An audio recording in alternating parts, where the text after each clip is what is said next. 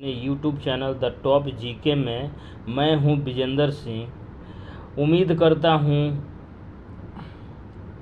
Hello दोस्तों, आप सभी का स्वागत है आपके अपने YouTube channel the top GK में। मैं हूं विजेंद्र सिंह। आप लोग कैसे हैं? आशा करता हूं कि अच्छे होंगे। और बीपीएससी पीटी एग्ज़ाम जो सितंबर में होने वाली है उसके तैयारी में ज़ोर शोर से लगे होंगे। दोस्तों, बीपीएससी और बिहार दरोगा के एग्ज़ाम को ध्यान में रखते हुए हम इस यूट्यूब चैनल के माध्यम से बिहार स्पेशल के 50 प्रश्नों के सेट को डेली करा रहे हैं। जो आज यह दूसरा क्लास है मेरा। इसके पहले वाले क्लास में मैं 50 प्रश्नों का रिवीजन कराया हूँ। अगर आप इस चैनल पर नए हों तो जुड़ जाइए और चैनल को सब्सक्राइब कीजिए और अपने दोस्तों में शेयर कीजिए और बेल आइकन यानी घंटी को दबा दीजिए ताकि मैं जो भी वीडियो अपलोड करूं उसका प्रथम नोटिफिकेशन आपके मोबाइल पर मिले। दोस्तों, मैं बहुत ही मेहनत कर रहा हूं, इस चैनल को आप लोग सहयोग कीजिए। तो आइए शुरू करते हैं बिना देरी किए हुए आज के क्लास को। कल मैं 50 प्रश्नों का रिवीजन कराया हूं, आज 51 नंबर प्रश्न से शुरू करने जा रहा हूं। दोस्तों, आइए शुरू करते हैं। आपके स्क्रीन पर पहला क्वेश्चन है, प्राचीन एवं नवीन मैथिली ग्रंथों के प्रकाशन के लिए मैथिली साहित्य की स्थापना कब की गई थी? पहला ऑप्शन है आपका 1939, 1929, 1949 और 1933। इस प्रश्न का आंसर होगा ऑप्शन नंबर ए 1939। प्राचीन और नवीन मैथिली ग्रंथों के प्रकाशन के लिए मैथिली साहित्य परिषद की स्थापना 1939 में की गई थी। आइए देखते हैं दूसरे प्रश्न को। अरबी और फारसी में शोध योजनाओं पर कार्य करने के लिए Arabic and Persian research institute Patna की स्थापना कब की गई थी? 1955 में, ऑप्शन नंबर बी। आइए अगला प्रश्न देखते हैं। बिहार में प्रथम मेडिकल कॉलेज की स्थापना पटना में कब की गई थी? बहुत इंपॉर्टेंट है दोस्तों, बीपीएससी के एग्जाम के व्यू से। बिहार में प्रथम मेडिकल कॉलेज की स्थापना पटना में कब की गई थी?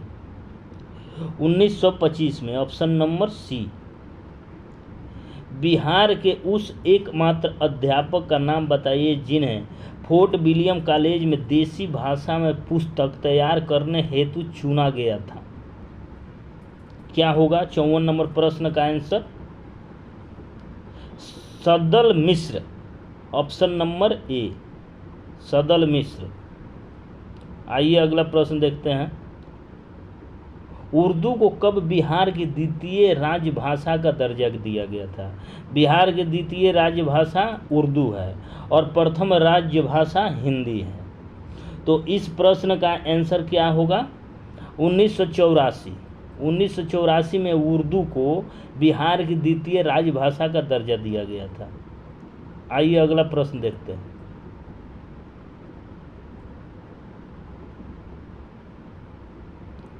छप्पन नंबर प्रश्न है, किस विद्वान ने हिंदी उर्दू मिश्रित बोली को बिहारी भाषा कहा है?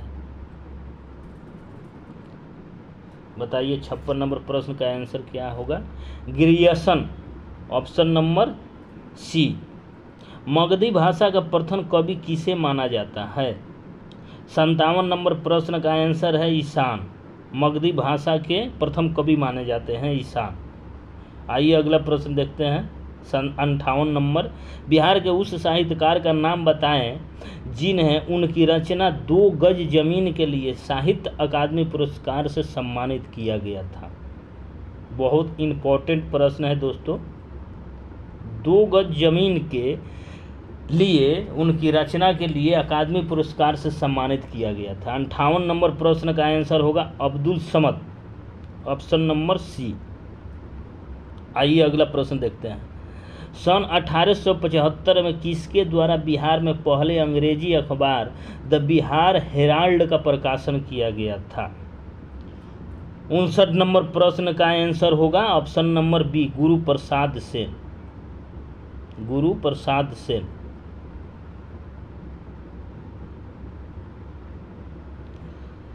उन्नीस 1948 ईस्वी में दरभंगा से कौन सी साप्ताहिक पत्रिका का प्रकाशन किया गया था? 60 नंबर प्रश्न है, इसका आंसर होगा किरण, ऑप्शन नंबर डी।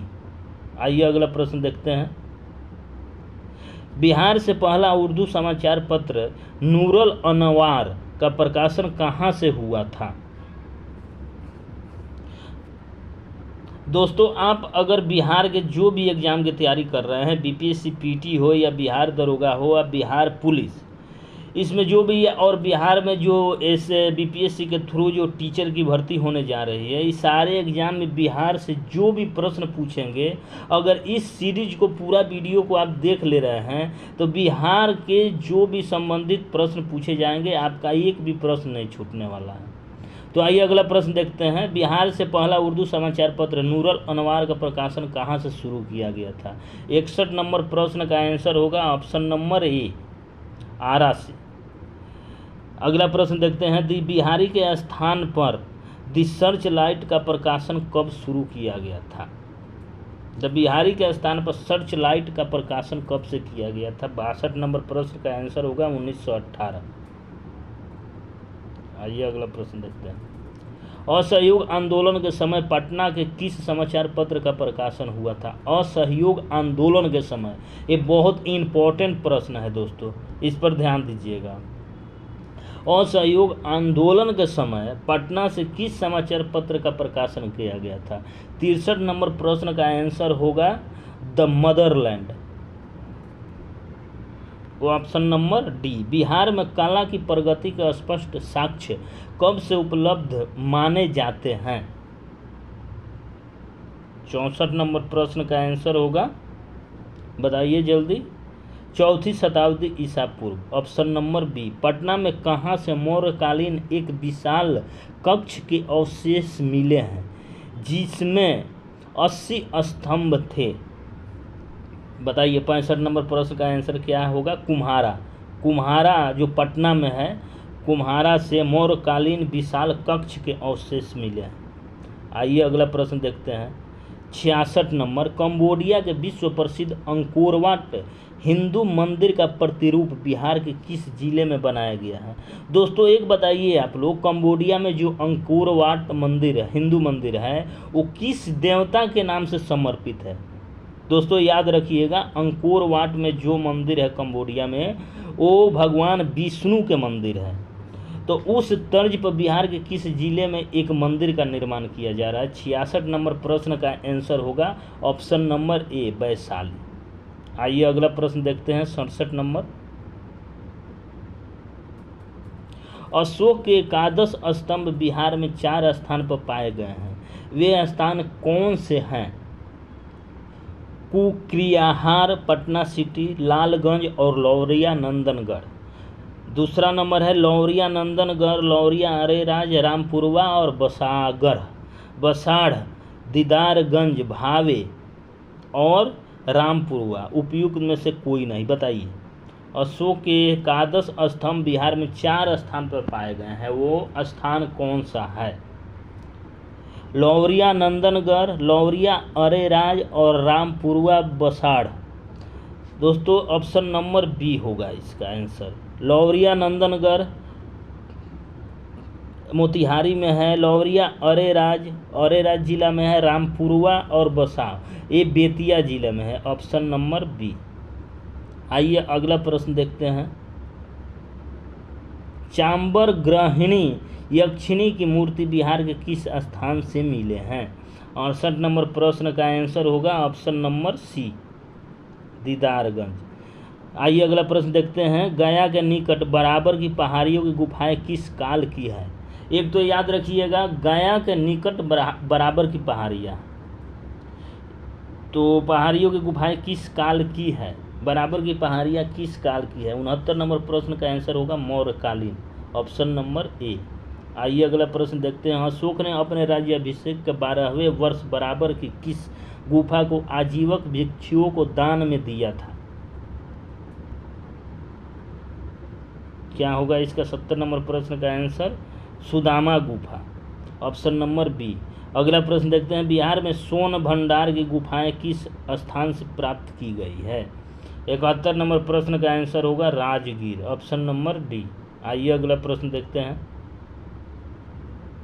पटना कलम में सर्वाधिक महत्वपूर्ण चित्र गंधारी चित्र किसके द्वारा निर्मित है? 72 नंबर प्रश्न का आंसर होगा महादेव लाल, ऑप्शन नंबर बी। अगला प्रश्न देखते हैं, मुसलमानों का त्यौहार बकरीद इस्लामी पंचांग के अनुसार किस माह में मनाया जाता है? बकरीद किस पंचांग के अनुसार किस माह में मनाया जाता है? 73 नंबर प्रश्न का आंसर होगा पंचांग का अंतिम महीना। पंचांग का अंतिम महीना कौन सा महीना होता है दोस्तों? मार्च, याद रखिएगा। आइए अगला प्रश्न देखते हैं, मुहर्रम किसकी याद में मनाया जाता है? 74 नंबर प्रश्न का आंसर होगा ऑप्शन नंबर ए, हजरत इमाम हुसैन के याद में मुहर्रम मनाया जाता है। अगला प्रश्न देखते हैं, बिहार राज्य भाषा विभाग का गोरखनाथ सिंह पुरस्कार किस क्षेत्र में विशेष उपलब्धि के लिए दिया जाता है?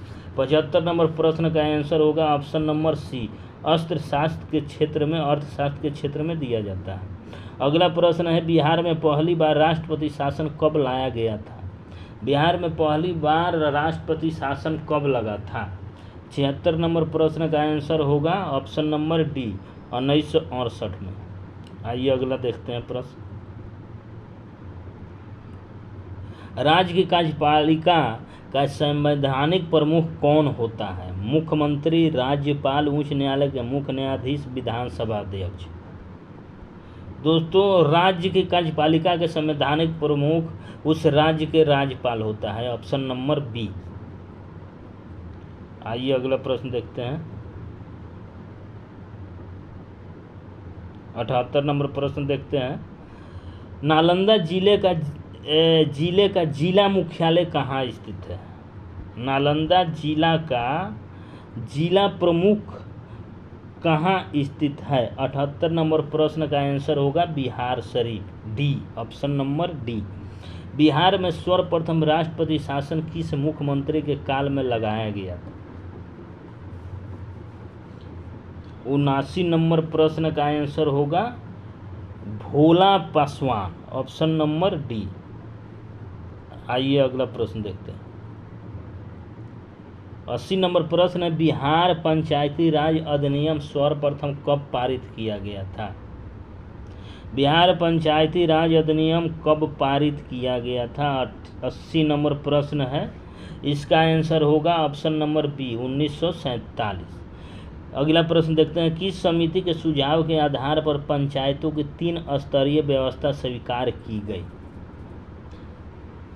इस प्रश्न का आंसर होगा बलवंत राय मेहता समिति, ऑप्शन नंबर बी।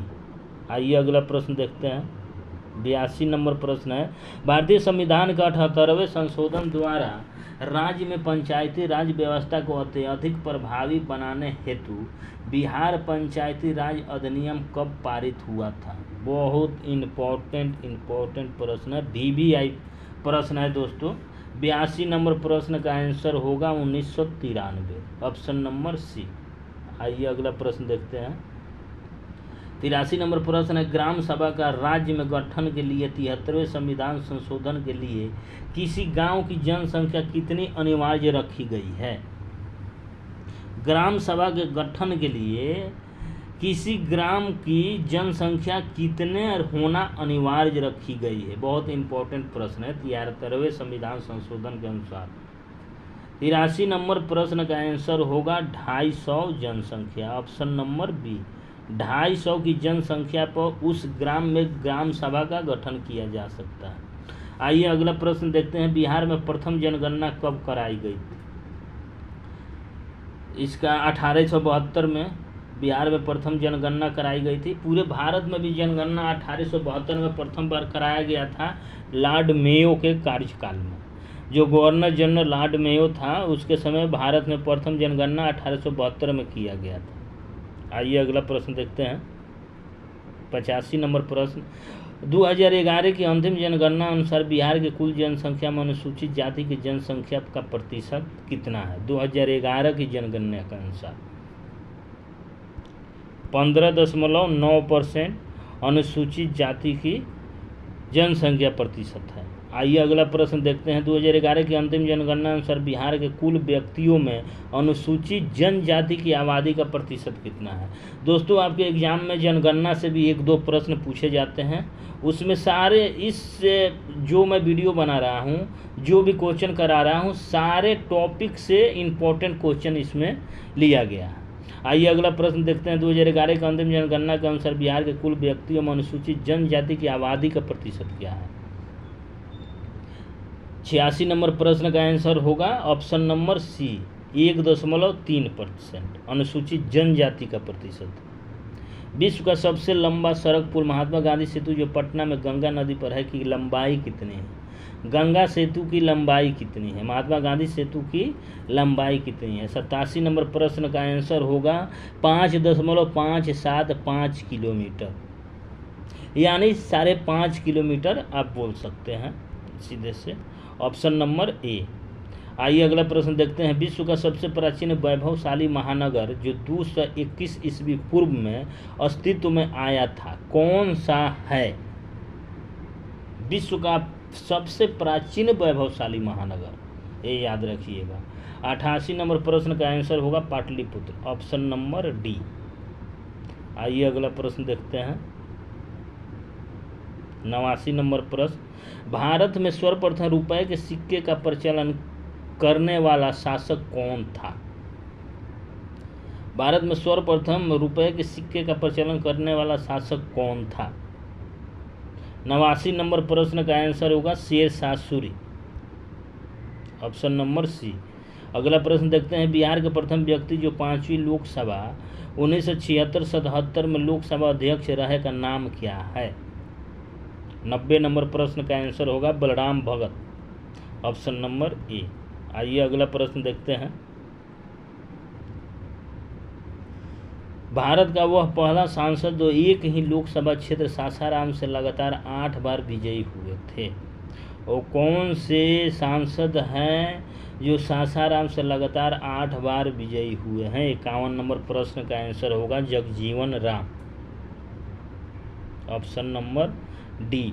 अगला प्रश्न देखते हैं। भारत का सबसे बड़ा मेला पशु मेला जो सोनपुर में लगता है, यह मेला किस नदी के संगम पर आयोजित होता है।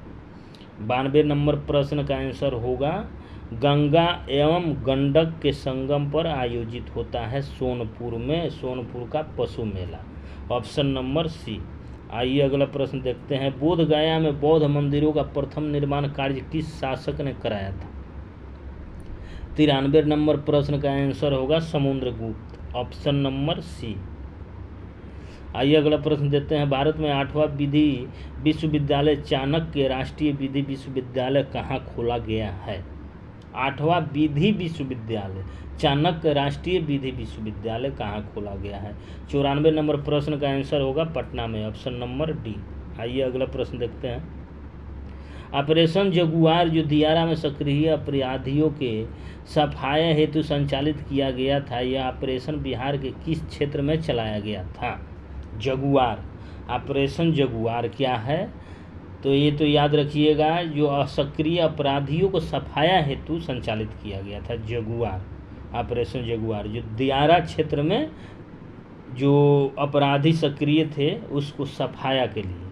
तो 95 नंबर प्रश्न का आंसर होगा ऑप्शन नंबर ए, अंग प्रदेश तथा कोसी अंचल के दियारा क्षेत्र में, ऑप्शन नंबर ए। आइए अगला प्रश्न देखते हैं। 96 नंबर, बिहार के नालंदा में पुरातत्व संग्रहालय की स्थापना कब की गई थी। 96 नंबर प्रश्न का आंसर होगा 1917, ऑप्शन नंबर सी। आइए अगला प्रश्न देखते हैं।